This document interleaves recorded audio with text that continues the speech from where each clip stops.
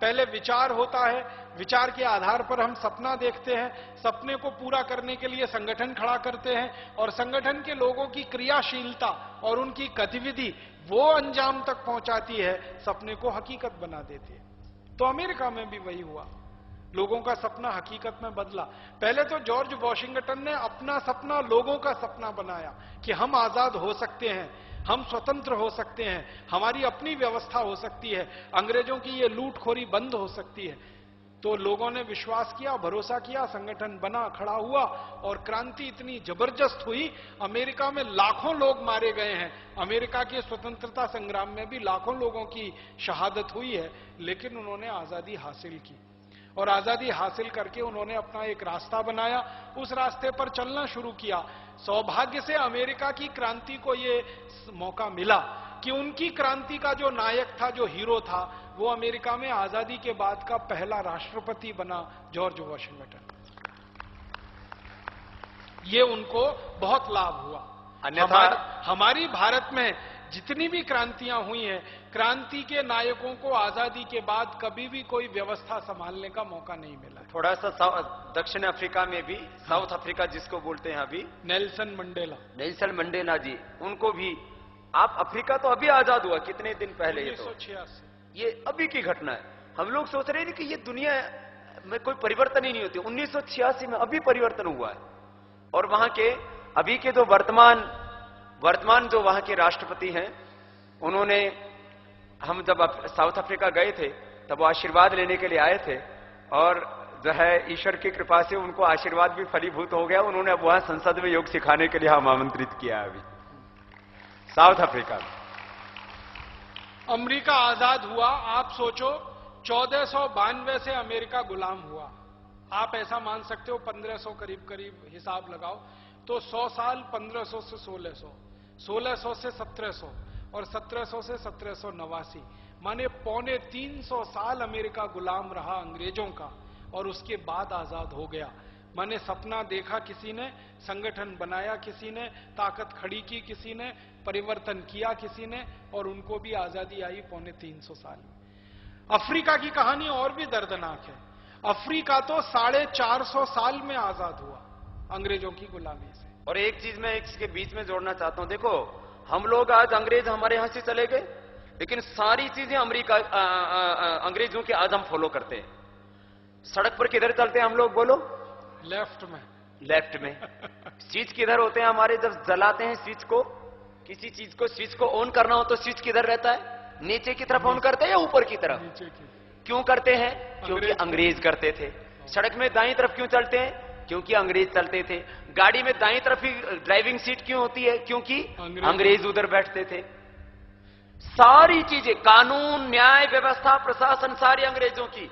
मैं अमेरिका के लोगों की बहादुरी के लिए और उनके शौर्य के लिए अंधानुकरण उन्होंने नहीं किया।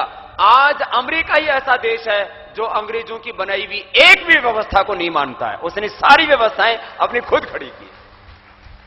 आप देखिए, जो भी लोग आप में से अमेरिका गए होंगे, अमेरिकन लोग किधर चलते हैं सड़क पर? राइट में। दाहिने। अरे सुन लो, ये बड़ी काम की बात है। उन्होंने कहा अंग्रेज जिधर से जाता था उसके उल्टा जाना है हमको, क्योंकि उन्होंने बहुत रौंदा हमको, बहुत परेशान किया हमको।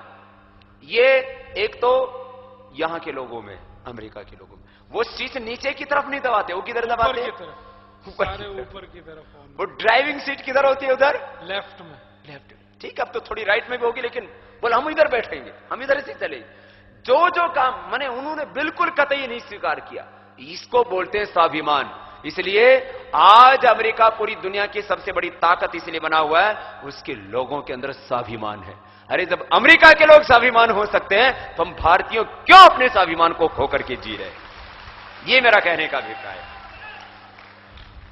ये अफ्रीका का उदाहरण और भी दर्दनाक है। आप जानते हैं अफ्रीका को 450 साल तक रौंदा अंग्रेजों ने। 16वीं शताब्दी में अफ्रीका में घुस गए अंग्रेज और 16वीं शताब्दी से लगातार 20वीं शताब्दी के उत्तरार्ध तक लूटते रहे पूरे अफ्रीका को। अफ्रीका में इतनी संपदा है, सबसे ज्यादा संपदा, सोना, हीरा, मोती।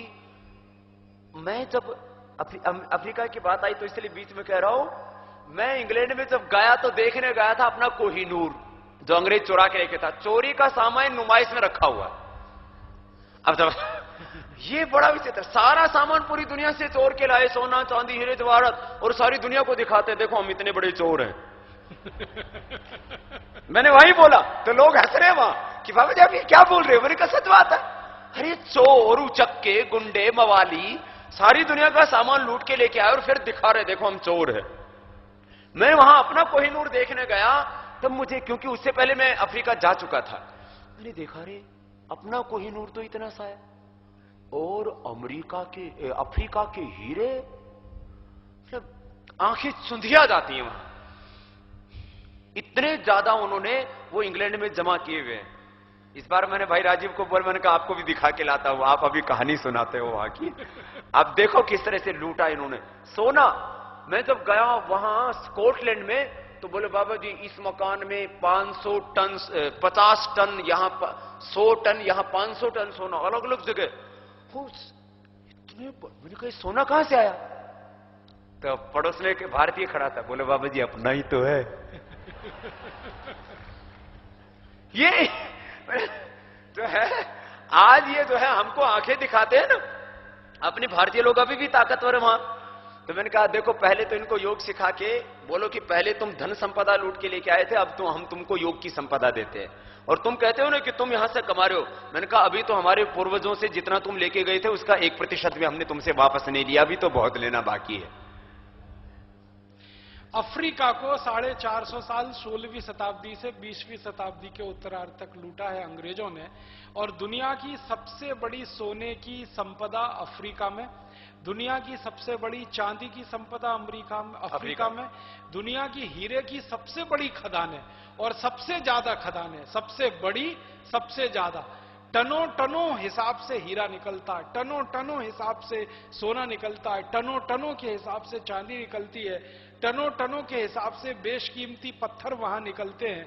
अफ्रीका जो गरीब दिखता है भौतिक रूप से, वो प्राकृतिक संपदा के रूप में दुनिया का सबसे अमीर इलाका है। आज भी अमीर इलाका आज भी 450 साल की लूट के बाद भी उसको लूटा इन अंग्रेजों ने, और लूटा ही नहीं बर्बरता से उसका दोहन किया, खत्म किया। जैसे मैं तो कई बार अफ्रीका का इतिहास पढ़ता हूं और भारत का इतिहास पढ़ता हूं तो बहुत दर्द के साथ आपसे ये कहना चाहता हूं कि भारत पर जितने अत्याचार अंग्रेजों ने किए हैं उससे 1000 गुने ज्यादा अत्याचार अफ्रीका पर किए हैं अंग्रेजों, 1000 गुने ज्यादा।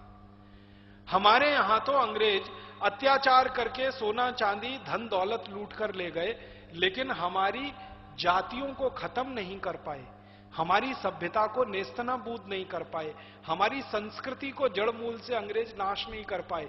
कोशिश उन्होंने बहुत की, भारतीय संस्कृति, भारतीय सभ्यता और भारतीय जाति समूह को जड़ मूल से नाश कर देने की अंग्रेज वो नहीं कर पाए, लेकिन अफ्रीका में तो उन्होंने जाति समूहों को जड़ मूल से नाश कर दिया, अफ्रीकी सभ्यता का जड़ मूल से नाश कर दिया, अफ्रीकी संस्कृति का जड़ मूल से नाश कर दिया।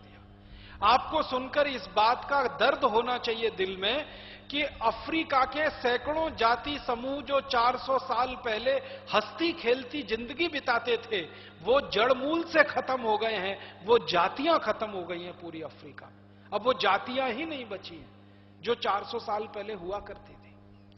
और अफ्रीकी संस्कृति और सभ्यता जो 400 साल पहले हंसती खेलती दुनिया को आदर्श और दीपक दिखाने वाली थी, वो आज सभ्यता के नाम पे नामो निशान मिट गया है उनका। जो भी कुछ है इस समय अफ्रीका में वो सब अंग्रेजों का और अंग्रेजियत का दिया हुआ है। उनकी अपने खान पान, उनके अपने रहन सहन, उनकी अपनी वेशभूषा, उनकी अपनी संस्कृति की भाषाएं। आपको मालूम है सबसे ज्यादा लोक भाषाएं दुनिया के किसी एक महाद्वीप में रही हैं तो अफ्रीका में रही है, सबसे ज्यादा भाषाएं। हिंदुस्तान के बारे में आप कल्पना करते हैं हिंदुस्तान तो कोई महाद्वीप नहीं है, लेकिन एक महाद्वीप का छोटा सा खंड है। तो भारत में 18-20 भाषाएं हैं और 1632 बोलियां हैं, 1632 बोलियां हैं। अफ्रीका महाद्वीप दुनिया का ऐसा महाद्वीप रहा है जहां 3000 से ज्यादा बोलियां रही हैं और